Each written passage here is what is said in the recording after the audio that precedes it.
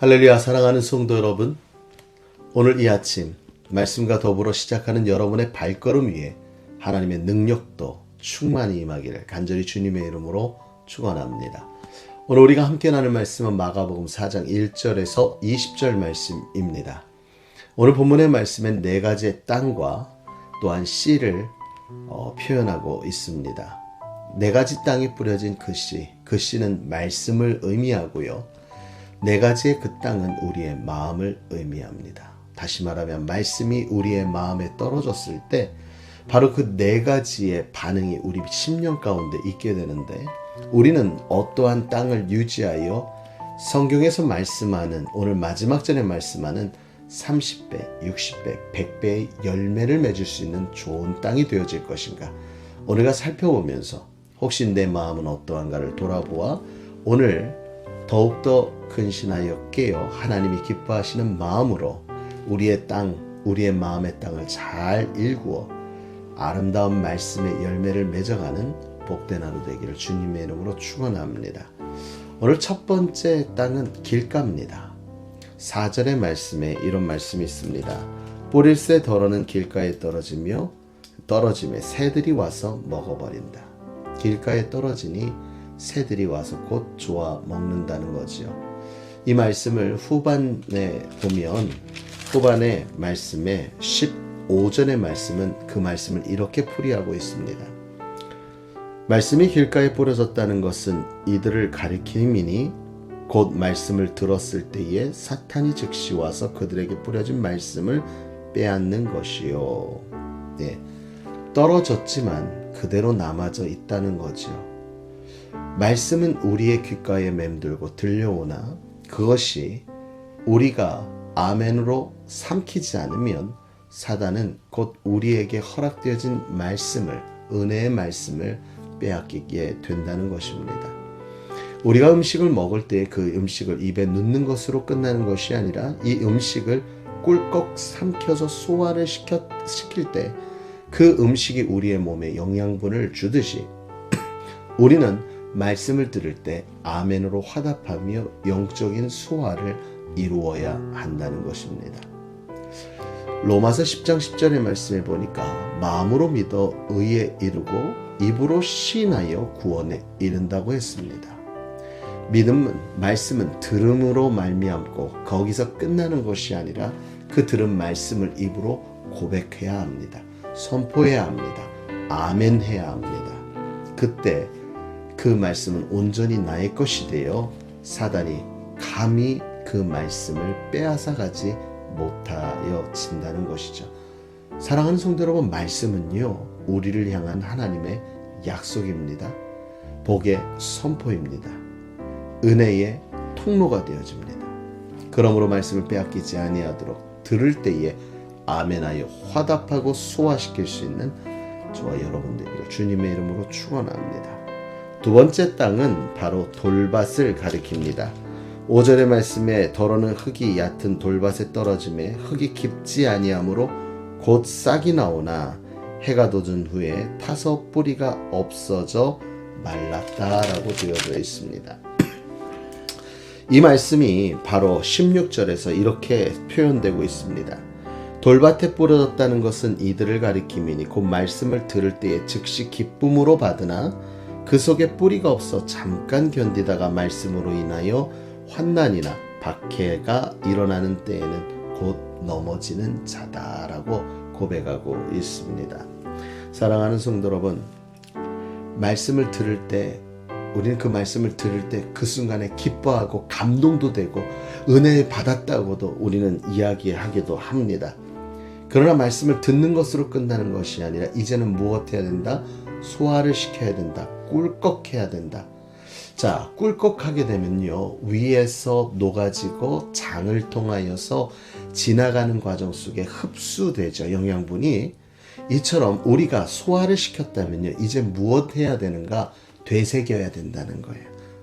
위에서 녹아지고 장에서 다시 영양분을 빨아들이듯 우리도 말씀을 되새이며 묵상해야 한다는 것입니다. 그 말씀 가운데 숨겨진 하나님의 온전하신 그 사랑과 그 뜻을 우리는 먹어야 한다는 거예요. 그러므로 돌밭에 뿌려서 뿌리는 내리나 그것이 얕아서 타 죽어버리든지 넘어지든지 그렇게 되는 것이 아닌 우리는 말씀 앞에 뿌리를 깊이 내려야 합니다. 사랑하는 성도 여러분, 그래서 삶에 적용해야 되고요. 삶에 묵상을 해야 됩니다.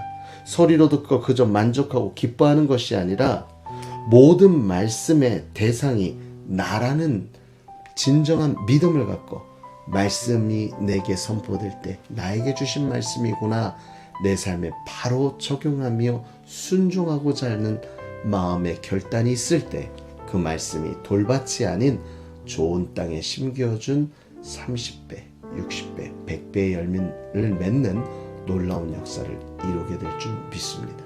세 번째 밭의 모습은 어떠한가? 세 번째 밭은요, 가시떨기 나무 밭입니다. 말씀 7절은 이렇게 고백합니다. 더러는 가시떨기에 떨어짐에 가시가 자라 기운을 막음으로 결실하지 못하고. 이 말씀이 후반절에는 이렇게 고백하고 있습니다. 18절에 또 어떤 이는 가시떨기에 뿌려진 자니 이들은 말씀을 듣기는 하되 세상 염려와 재물의 유혹과 기타 욕심이 들어 말씀을 막아 결실하지 못하게 되는 자요. 그렇습니다.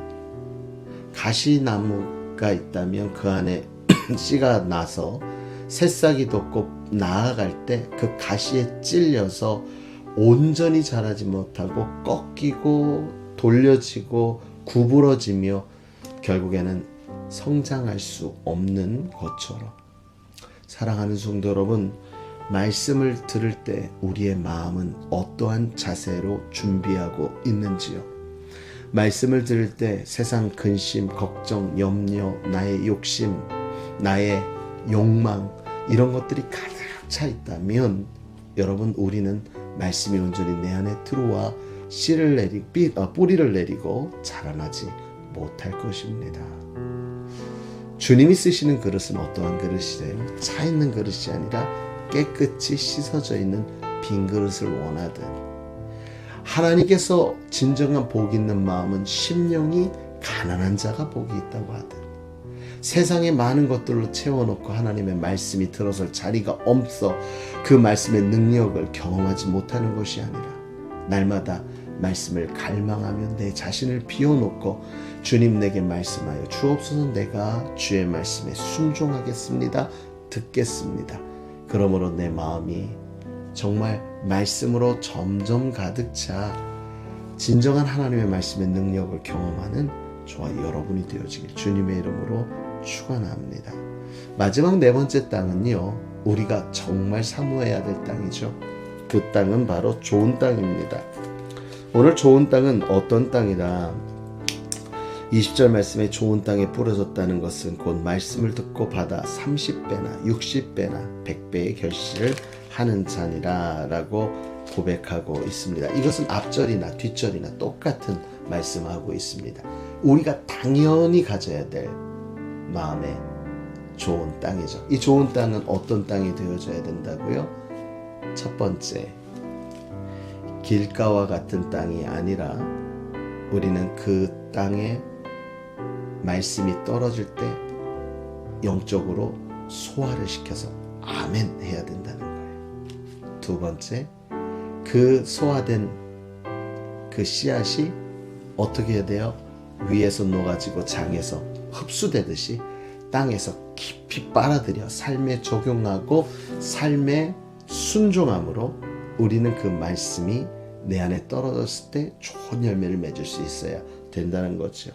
그리고 무엇 해야 된다 그랬어요? 좋은 땅이 되려면 마음에 가득 차 있는 나의 욕심과 나의 욕망과 또한 여러 가지 걱정과 근심과 이런 것들을 다 비워놔야 된다는 거예요. 말씀을 들을 때 텅 빈 내 마음속에 오직 말씀이 존재하여 그 말씀이 진정 뿌리를 내리고 싹이 터 열매를 맺을 수 있는 귀한 땅이 되도록 내 땅을 기경하여 비워놓을 수 있는 저와 여러분이 되어져야 될 줄 믿습니다.